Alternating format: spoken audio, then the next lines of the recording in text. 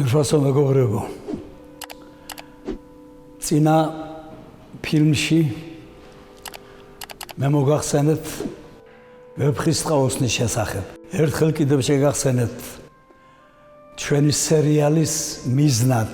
ჩვენ ბატონმა ბექამ და მე მიზნად დავისახეთ თვალი მივადევნოთ ქართული ლიტერატურის ისტორიას მხოლოდ ერთი ასპექტით, რა როლი შეასრულა ქართველმა მწერალმა საქართველოს გადარჩენის საქმეში. როგორ იბრძოდა ქართული სიტყვა მეომართა მხარნახარ, როგორ აგულიანებდა თაობებს და მოუწოდებდა მათ საუკუნეთა განმავლობაში, რომ ქართული გენი, ქართული სიტყვა, ქართული სარწმუნოება, რაც ასე ლამაზად გამოხატა თავის ფორმულაში ილია ჭავჭავაძემ, ენა მამული სარწმუნოება გადარჩენილიყო. დღეს თლათ მოსალოცად გვაქვს საქმე, მეთქი რო გითხრათ არ ვიქნები მართალი. იმიტომ რომ მე ბოლო ფილმში დელიკატურად განვაცხადე საქართველოს 300,000 კვადრატული კილომეტრიდან, რაც იყო ოქროს ხანაში, ჩამოვიდა 45,000 კვადრატულ კილომეტრზე და მოსახლეობა 11 მილიონიდან დავიდა მეთქი სულ თითქმის 3,5 მილიონამდე. მაგრამ საქართველოს ამაზე უარასი მოსახვევებიც გაუვლია. საქართველოს უფრო ძნელი პერიოდებიც ჰქონია, მაგრამ გადარჩენილა მთლიანად კი არა, თავისი ტერიტორიით და თავისი ძლავრი სახელმწიფოებრიობით, გადარჩენილა ქართული სულით და ტერიტორიის ის ნაწილი, რომელიც ხან დაუბრუნდებოდა საქართველოს უпроსწორად ქართული ხმალი და ქართული სიტყვა იბრუნებდა, იყო ხელში გადასვლა გადმოსვლის მსხვერპლი, მაგრამ მე კიდევ ერთხელ დაბეჯითებით გეუბნებით, ჩვენ ოპტიმისტური სულის მქონე, რაინდული სულის მქონე ერი ვართ. ეს არ გახლავთ რაიმე პატრიოტული აღდგინებით ნათქვამი. მე ამაზრამდე მივყავარ დიდ ისტორიულ გამოცდილებას, ქართველი ისტორიკოსების ცოდნას და უცხოელი ავტორების არაერთხელ ხაზგასმას იმის შესახებ, რომ საოცარია მაშინ, როდესაც მსოფლიოში აღიგავა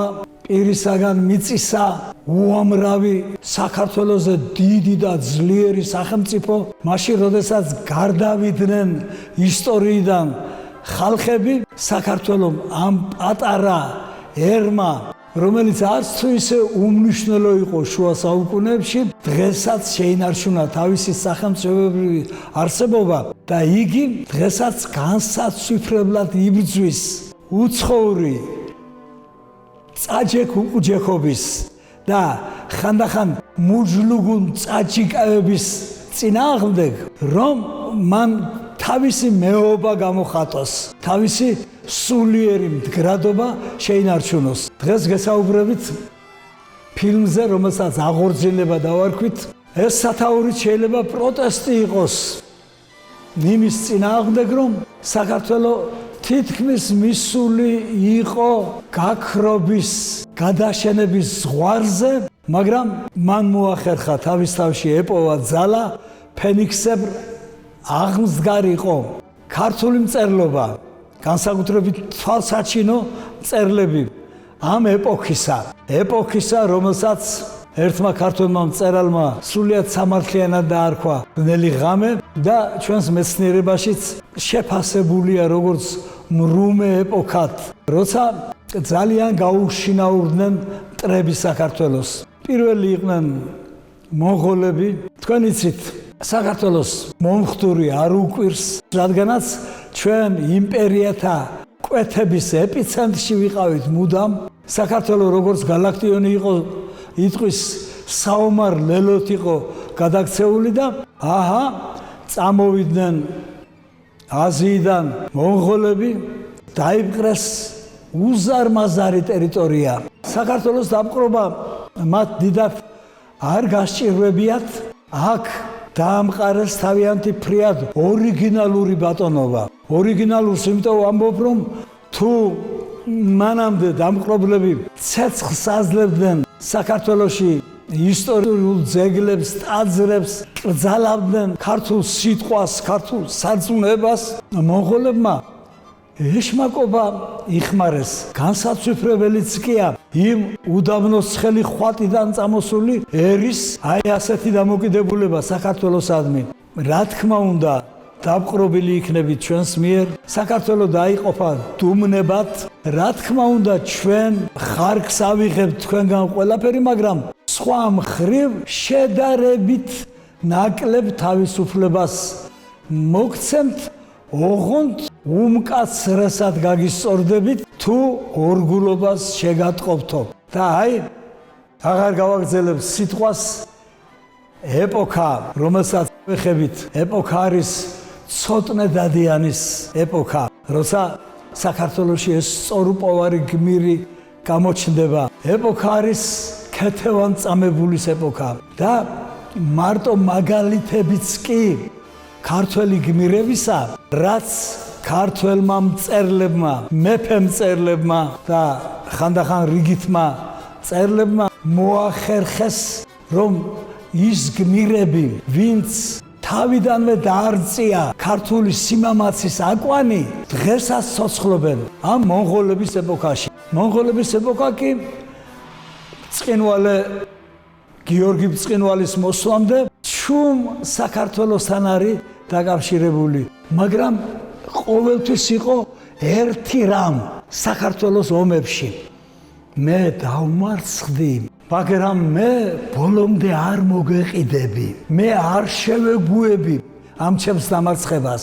დაველოდები დროს, როცა შენ მოგიწევს ჩემთან პასუხისგაცემა იმაზე, რაც ჩაიდინე. და იცოდეთ, პროგრესული ისტორია, ყველაზე პროგრესული ისტორია, როგორც არ უნდა დააფარონ ისტორიას ხელი წარსულის და თანამედროვე დამპყრობლებმა, ქადაგებს ერთ რამეს, სახელმწიფო არის მხოლოდ ეროვნულ იადაგზე შექმნილი. ეს არის ჭეშმარიტი სახელმწიფო.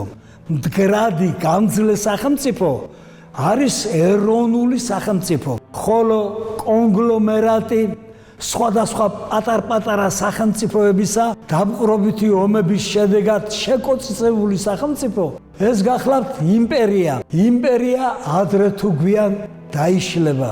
დღეს ჩვენს თვალწინ, ჩვენს მახსოვრობაში დაიშალნენ, ჩემო ძვირფასო მეგობრებო, დიდი იმპერიები.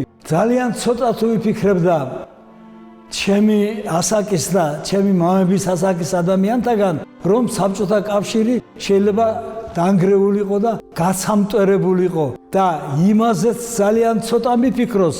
მე ვთხოვ, რომ ვისაც წითელი იმპერიის აღდგენა უნდა, იგი თავშივე მცდარია. ბედის ირონია როგორ არ არის? აღორძინების ეპოქის, მონღოლების შემდგომი ეპოქის და მონღოლების პერიოდის ეპოქის 4 დიდი ქართველი მწერლიდან სულხან-საბა ორბელიანს, არჩილს, დავით გურამიშვილს, სამს ქართულ მიწაში მოსვენება არ ეღირსათ და მათი საფლავები საძებნი გაგვიხვდა საქართველოს გარეთ. აბა რა ხდება? არჩილ მეფე თითქმის დავით აღმაშენებლის შემდეგ, დავით აღმაშენებლის გალობანის სინანულისანი თქვენ იცით, არჩილ მეფე ერთ-ერთი პროფესიონალი ესტეტი მეფე, მწერალი. მეომარი ისე დიდი არ იყო, მაგრამ სულ წიგნებში ჰქონდა თავი ჩართული საქართველოს ზნეობანი, გაბაასება თეიმურაზისა და რუსთაველისა, ამ დროს გაბაასება სოფლისა და კაცისა, დაწერილი ქართულ ადაწესებზე, ქართულ ხასიათზე და ჩართული არჩილ მეფის ამ წიგნებში ადვილად მისახვედრი ფიქრი ქართველი ფენომენის განსაკუთრებულობის შესახებ. ეს ადვილი შესაცნობი არ იყო ქართველი კაცის ხასიათში.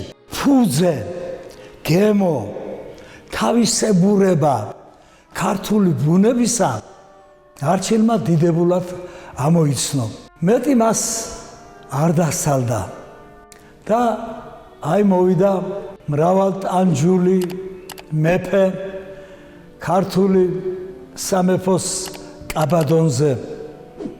იგი გიორგი სააკაძის თანამედროვე გახლავთ, თეიმურაზ პირველი. გიორგი სააკაძესთან თლად ჰარმონიული ურთიერთობა არ ჰქონდა და ეს მარტყოფის ბრძოლაშიც გამოჩნდა, მაგრამ თუ ვინმეზე იტყვის და თუ ოდესმე მოქანდაკე გააკეთებს ძეგლს, რომელსაც სახელად დაარქმევს ტანჯული, ეს ტანჯული თეიმურაზ პირველი იქნება. რამდენჯერმე ჩამოაგდეს ტახტიდან, რამდენჯერმე ისევ გამეფდა, დიდი იმედი ჰქონდა მისი შაჰ-აბას, მაგრამ სრულიად ბუნებრივად და სწორად არ გაუმართლა მან შაჰ-აბას იმედები, არ გაუმართლა, იმიტომ რომ იგი უპირველეს ყოვლისა ქართველი იყო და როცა საქართველოს ამ ძვინვარე მტერს შაჰ-აბას იმედი გადაეწურა, მან თავისთან იხმო ძევლები თეიმურაზისა. თეიმურაზს რა თქმა უნდა არ სჯეროდა ფიცი მტკიცისა და ძევლების უსაფრთხოებისა შაჰ-აბასის მხრიდან, მაგრამ თვითონ ითხოვდა მეწავალო, მაგრამ ბოლოს მაინც ისე გადაწყვიტა, რომ წავიდნენ ქეთევან დედოფალი, თეიმურაზის დედა, მისი ორი შვილი, ერთ-ერთი უკვე ცოლიანი იყო ლევანი და მერე დანარჩენი ყველაფერი იცით თქვენ და შემაძრწუნებელი ამბები წერია თეიმურაზ პირველის ქეთევანიანში. ეს გახლავთ გოდება მეფისა, რომელიც მოწმე გახდა თავისი ოჯახის არნახული გვემისა, არნახული აწიოკებისა და ტანჯვისა, მაგრამ ქეთევანიანში თეიმურაზ პირველი წუხარე სახის ეს კაცი ამავე დროს წელში გამართულია ქეთევანის გმირობის გამო. მან იცის, რომ სამუდამოდ დაუტოვა ისტორიას მაგალითი ქეთევანწამებულმა, რომ მან თავისი სულიერი წყობით დაამარცხა ფაქტიურად დაუმარცხებელი შაჰ-აბასი.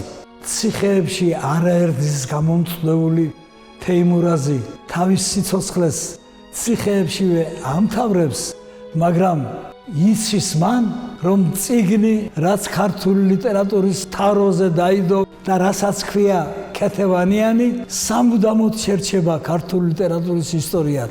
მე ხანდახან მიყვარს თქმა სიტყვისა შეძახილად ქართველი კაცისათვის. ეს იყო განმეორებაც კი, ეგერე საუკუნეთა მიღმა მეხუთე საუკუნეში დარხეული ხმისა შუშანიკ წამებულის. ეს იყო განმეორება მეთქი, იმიტომ მოგახსენებთ, რომ თეიმურაზმა გადაწყვიტა ძალიან დიდი პრობლემა. მე სოფლის სამდურავი, ტირილი, მოთქმა, რომ დაუტოვო შთამომავლობას იმდენ საქმეს ვერ გააკეთებს, რამდენსაც შეძლებს ქეთევანის წამების ხატრული აღწერა. მერე მოდის ძვირფასო მეგობრებო კაცი, რომელსაც ჩვენ ვერ მოვებყარით ისე, როგორც ეკუთვნოდა მას, ეს გახლავთ დიდებული სულხან-საბა ორბელიანი. კაცი, რომელიც დავითგარეჯში, ქართულ რელიგიურ სავანეში, ერთ-ერთ უდიდეს ქართულ სამოღვაწეო არენაზე ბერად აღიკვეცა. ეს გახლავთ კაცი, რომელიც საქართველოს მეფის თხოვნით და შეგონებით რკინის ქალავნებს ჩაიცმევს და ევროპაში წავა. დაწერს არა მარტო დიდებულ წიგნებს, ერთი კაცის მიერ შექმნილ ქართულ ლექსიკონს. ლექსიკონს მთელი ინსტიტუტები ქმნიან, მოგეხსენებათ და მაინც ვერ შეძლეს ქართული სიტყვათა, ქართული ლექსიკის ღირსეული აღწერა. თუმცა დიდი მადლობა ყველა არნოლდ ჩიქობავას და ქართულ ლექსიკონთა შემდგენლებს. ერთი ლექსიკონი შეადგინა სიტყვით ყონა სულხან-საბა ორბელიანმა და ყველანი, ვისაც წიგნობრობის ჭია გხრავს, მაგიდის წიგნებად თვლით სულხან-საბა ორბელიანის სიტყვის ყონას. ასევე მის მიერ გადმოქართულებულ იგავ-არაქსთა კრებულს, ქირილას და დამანას, სიბრძნე სიცრუისას ბრწყინვალე ნაწარმოებს ქართველ მეფეთა ცხოვრების შესახებ და ამ სოფლიო იგავთა და ქართული იგავთა დიდებული შესავების მაგალითს, სადაც ისიც არის ნაჩვენები ღონივრად წერლის მხატვრული სიტყვით, რომ უგვანო მეფენი საქართველოს ვერ მოუტანენ ბედნიერებას. ამიტომ იცოდე მეფეო, გააზრდებინე ღარიბს, წესიერ გამზრდელს, მეფედ შენი შვილი, რომან გამოსცადოს ახალგაზრდობიდანვე, რას ნიშნავს თავს იდო, ქვეყნის მართვა და ქვეყნის წინამძღოლობა. და აი, სულხან საბა ორბელიანი თავისი რკინის ქალამნებით, როგორც მოგახსენეთ და ხელჯოხით, პირველი ქართველი დიპლომატი მიდის ევროპაში. ჩააღწევს სულხან საბა ორბელიანი ლუდოვიკო მე-14-თან, რა უნდა მას საფრანგეთში? უნდა სთხოვოს.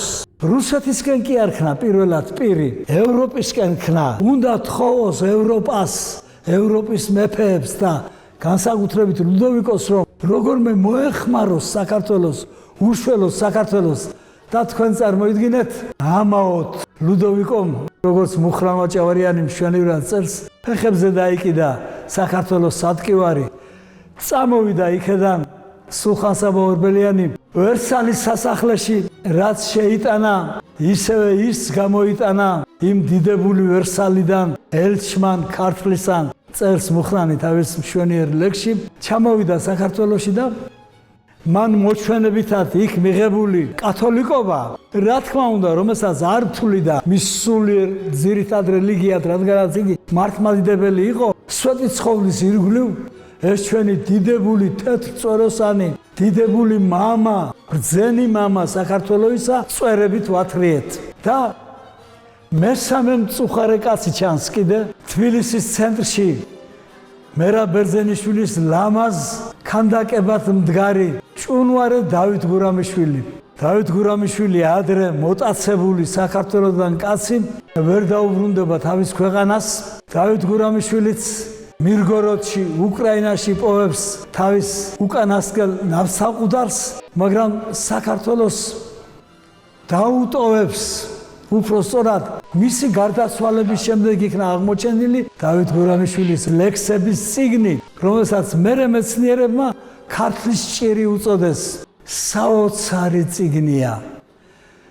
როგორ სწორად აქვს, მარტო მწერლის და დიდებული პოეტის სიტყვით კი არა, ისტორიული სიცხადით აღწერილი საქართველოს იმდროინდელი უბედურება, ქართველების აღმახნული კახელებმა დაღმა ფარცხეს. საქართველოს მოუვიდაო ის ჭირიო, რაცო ერთ იგავარაკშიაო, ეს აღმოსავლური სიბრძნე ასეთიაო, რა მამალი სხვის მამალსა დაქოჩროს და წაეკიდოს, მას ცემოს და თვით იცემოს, დაკმენოს და დაეკიდოს, ეგრე ქართლი და კახეთი დარჩა თურქთა ლეკთა დიდოსო.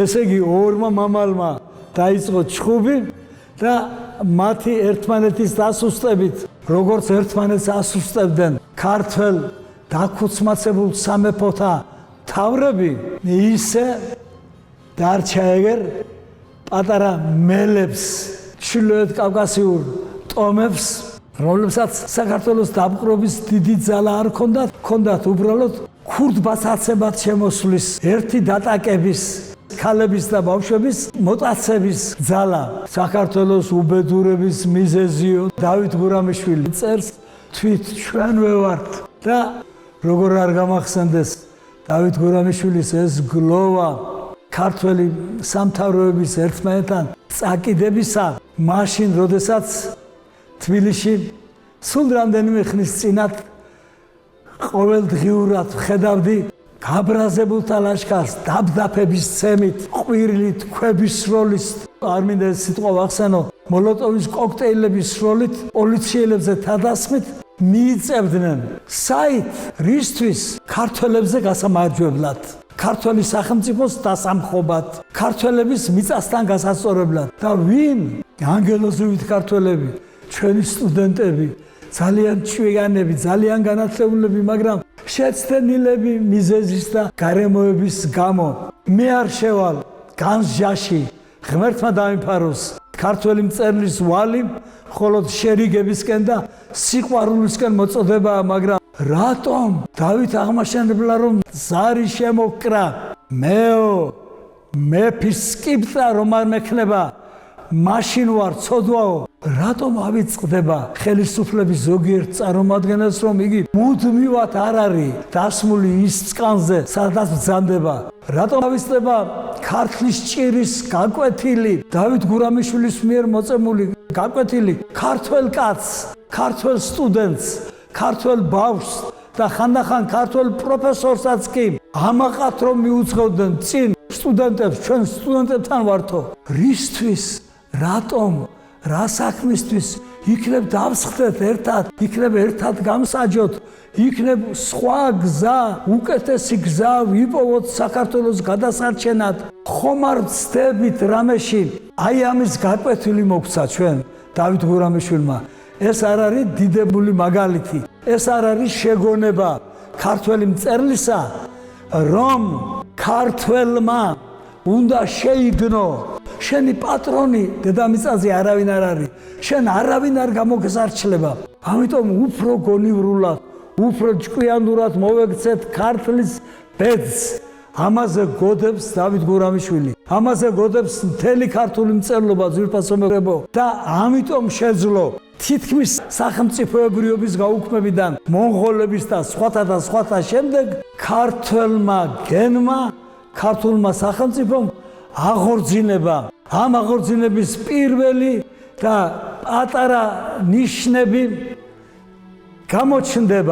გამოჩნდება იმით, რომ ქართული ლიტერატურის ასპარეზზე ახალი ძალა მოვა, რომელსაც რომანტიზმი ერქმევა და რომელიც თავის თავშივე იპოვის ქართველისთვის დიდებული შეძახილის გამოძებნას, ქართველის სულის გასამარჯვებლად ახალი რომანტიკული, ახალი ლიტერატურული სკოლის შექმნას. აი ამის შესახებ მოგახსენებთ შემდეგ ფილმში, რომელსაც რომანტიზმი ერქვევა. კარგად ბრძანდებოდეთ.